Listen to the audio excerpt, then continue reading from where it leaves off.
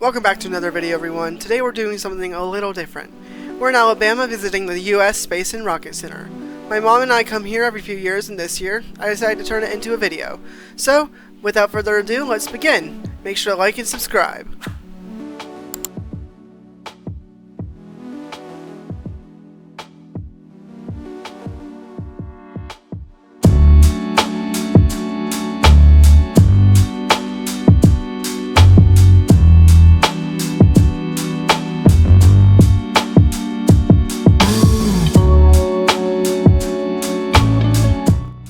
Coming into the parking lot, we got a really nice look at the Space Shuttle Pathfinder. We'll revisit her later in the video. After finding our parking spot, we headed to the entrance.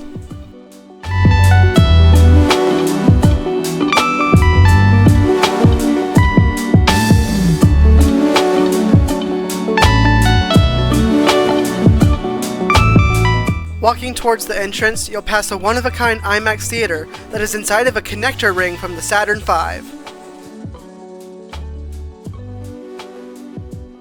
This is the memorial to Miss Baker, a squirrel monkey who was launched into space in 1959 and came back alive. She would live at the Space and Rocket Center until she died in 1984.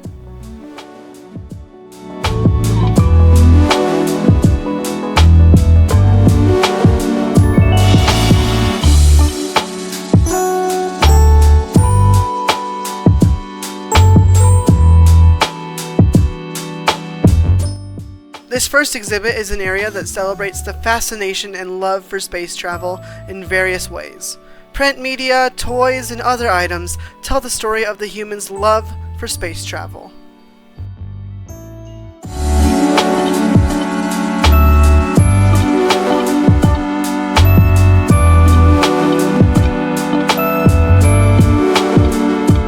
As you enter the heart of the museum, you'll see these awesome spacesuits. These suits are from the Mercury, Gemini, and Apollo programs.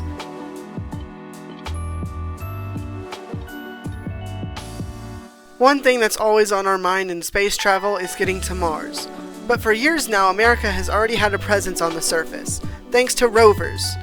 Rovers have helped us study the surface so that we'll know what we're doing when humans arrive on the Red Planet one day in the future.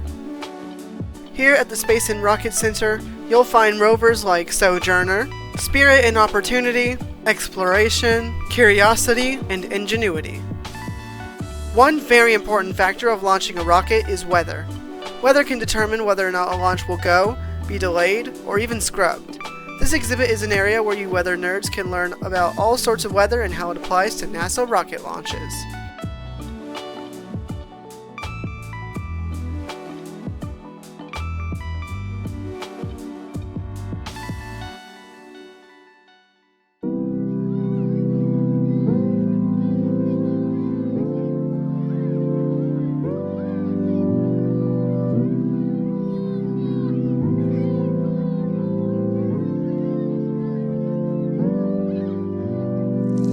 The main museum area is specially dedicated to ongoing projects over at NASA, so as you enter, you'll get to see a bunch of cool NASA stuff.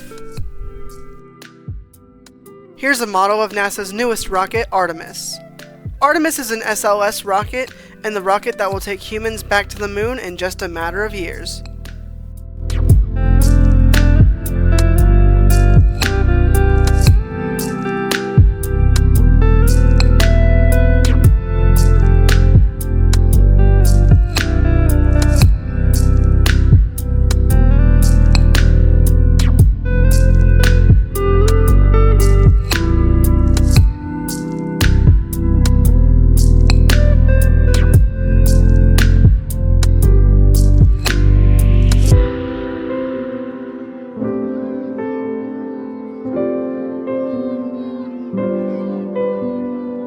Here is Dream Chaser Spaceplane, one of Sierra Space's ongoing projects. If you look closely, you can see how her design is inspired off the Space Shuttle program.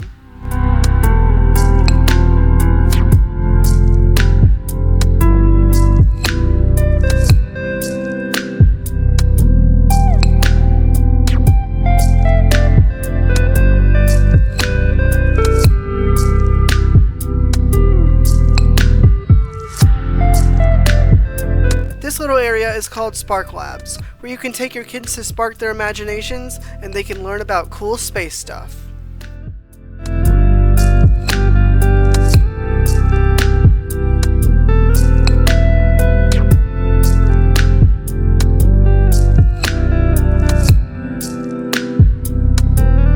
The Space and Rocket Center is home to Space Camp, where the next generation can learn about being an astronaut. Here's one of the trainees on a simulator. This is an underwater astronaut trainer.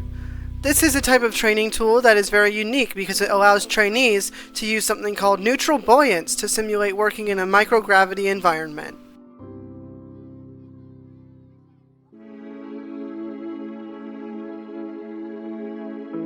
This here is a microgravity chair, and I have my mom here with me, and she'll explain what this does and how it has to do with the wall. The chair itself allows the kids to simulate a little bit of microgravity while they do their EVA during their mission here at Space Camp. And what's an EVA? And when you use the chair, it makes you feel like you're 1/6 of your gravity weight here on Earth, which is what it is on the moon. And what's an EVA? EVA is an extravehicular activity or a spacewalk. Oh, that's cool. You heard her, you can do spacewalk simulations here. As we continued on, we'd head through a space station mock-up and learn some cool things about the International Space Station.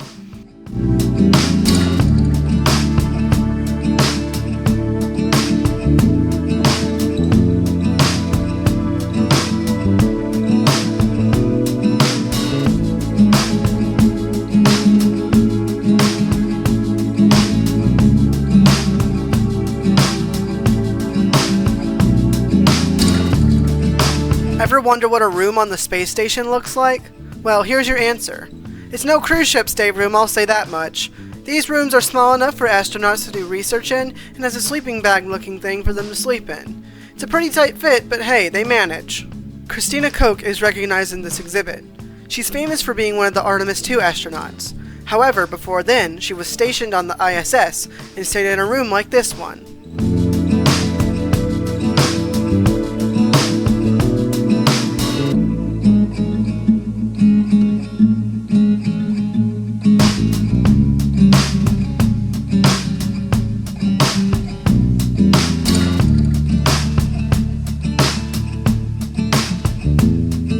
Once again, the Space and Rocket Center is the home of Space Camp, and this is their training floor. This is where they train to become astronauts. There is a shuttle simulator, an ISS simulator, Mars surface, Orion simulators, and so much more cool stuff for the kids to train on.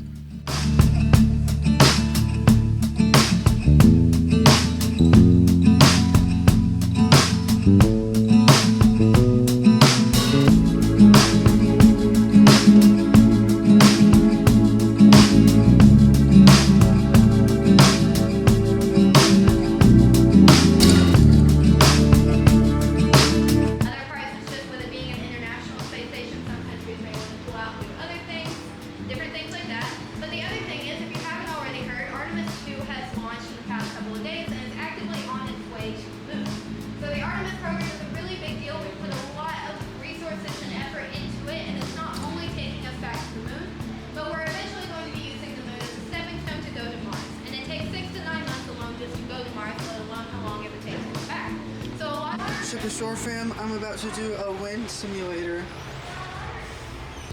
Woo!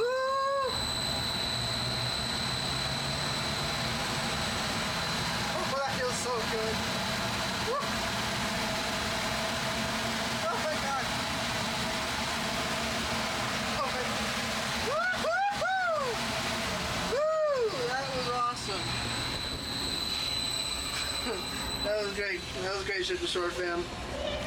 Our next stop is Rocket Park.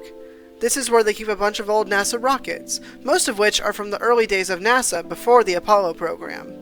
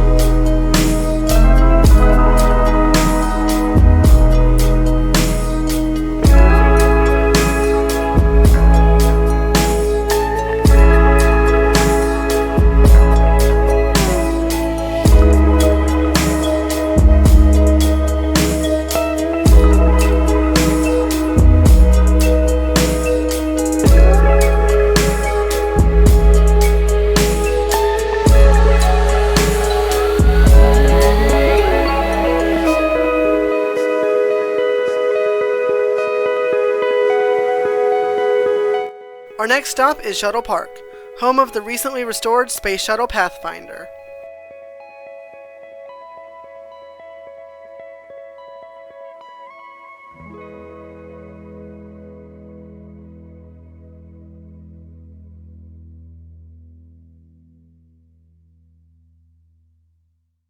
Shuttle Pathfinder was a test vehicle back during the Space Shuttle program, and it was used to test things that would be used on a real Space Shuttle mission.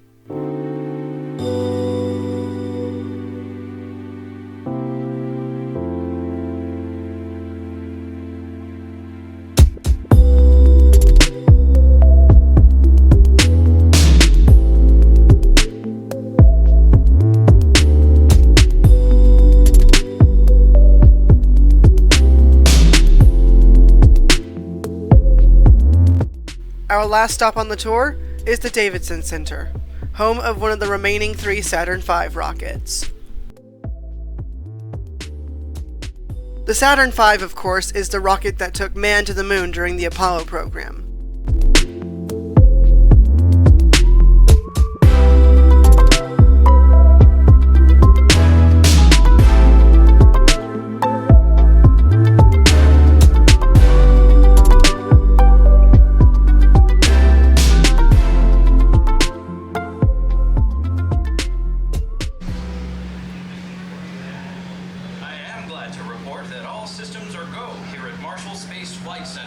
I'm standing on the roof of the blockhouse, some 250 yards from the test stand. Beneath me, engineers are in the final countdown phase for the first static test of all 5 first-stage engines on the Saturn V, the rocket that will someday carry astronauts to the moon. This enormous part of the rocket features 5 powerful F1 engines, and today, April 16, 1965, for the first time, if all goes well, all 5 will fire together. This facility here in Huntsville has been the nerve center of the race to test the rockets that will fly the first humans to the moon. Werner von Braun and his team, along with engineers from Rocketdyne, have been designing and testing the F1 engine for years, trying to solve the problems caused by scaling up to such a huge and powerful engine. Getting to this point has not been easy. Violent vibrations caused by the igniting fuel, what engineers call combustion instability or chugging, have been a nagging problem for the F1. During many tests, these vibrations have literally ripped apart the engine, setting the program back.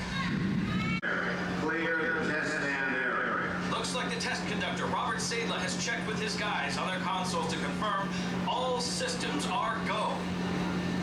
We are about to witness history in the making. Automatic countdown sequence has started.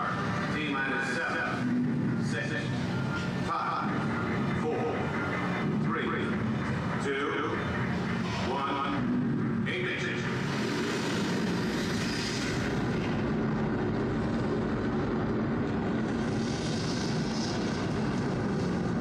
All engines ready.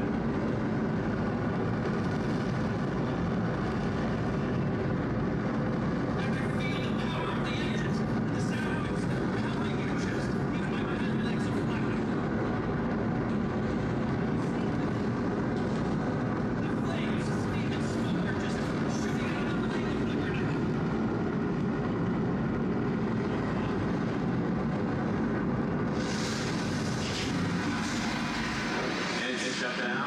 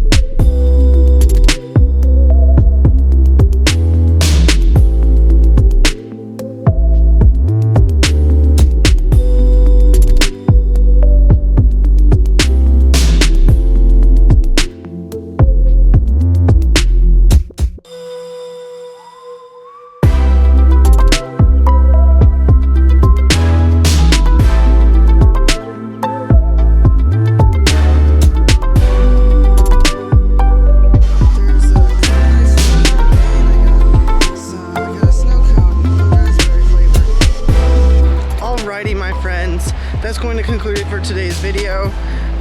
We had a great time here at the Space and Rocket Center today. It's always a fun place to come. But yeah, if you're in Huntsville or in Alabama for a trip, or even cruising on a mobile, you definitely want to come up to Huntsville and check this place out. If you're into spaceships, NASA, and all that cool stuff, you definitely want to come check this place out. It has a lot of cool stuff that you can see. But anyways, thanks for watching. Make sure to subscribe, like the video, all the things, and I'll see you guys in the next one. Before we do end today's video, we're going to do a quick drive-by. There's an SR-71 out in the front of the building, so we're going to go check that out.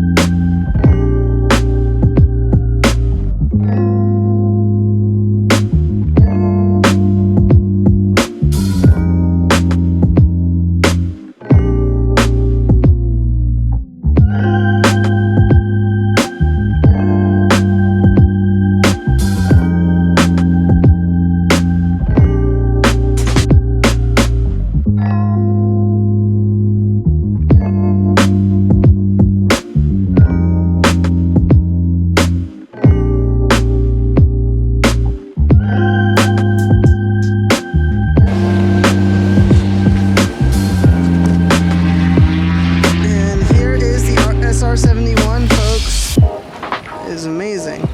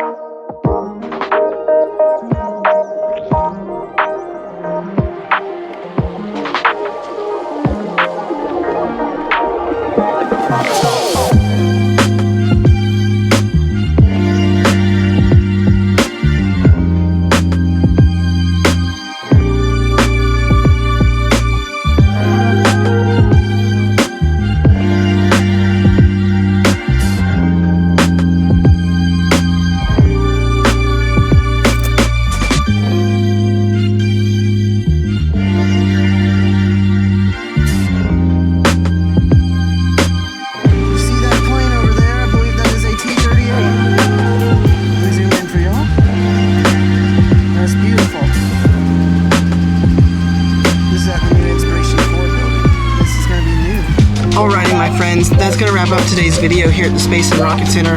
We had a great time. It's always fun to come here.